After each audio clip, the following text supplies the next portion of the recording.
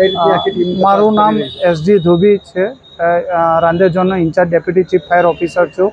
અમારા માન્ય municipal commissioner Shri મેડમના આદેશ મુજબ, અમારા ડેપ્યુટી કમિશનર શ્રી સાહેબના આદેશ મુજબ અને ચીફ ફાયર ઓફિસર શ્રી સાહેબના આદેશ મુજબ આજે રાજકોટમાં એક દુઃખદ દુર્ઘટના જે ઘટી છે એના અન્વયે અમારા સુરત શહેરના તમામ ઝોનમાં આવેલા ગેમ ઝોનને અમે ચેક કરવાનું ચાલુ કર્યું છે।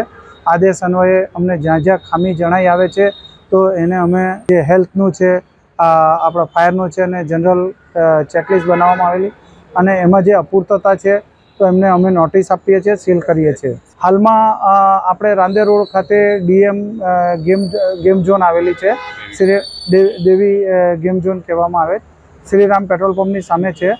હાલમાં અમારા તરફથી ફાયરની સિસ્ટમો ચેક કરવામાં આવી છે, જ્યાં જે ખામીઓ જણાઈ આવેથી અમે અત્યારે ખામી જણાયેથી અમે સીલની કાર્યવાહી કરીશું। નહીં, આ અગાઉ પણ કાર્યવાહી તો ચાલુ જ હોય છે, પણ જેમ ઉપરથી અમને આદેશ મળે એ પ્રમાણે પણ અમારે કાર્યવાહી કરતા હોય છે। નહીં, એવું નથી, અમારી કાર્યવાહી સતત નિરંતર ચાલુ હોય છે। એસએમસીની સમગ્ર ટીમો અને દરેક ટીમો કાર્ય કરતી જ હોય, લોકો પણ એ લોકોની રીતે કામગીરી કરતા હોય છે।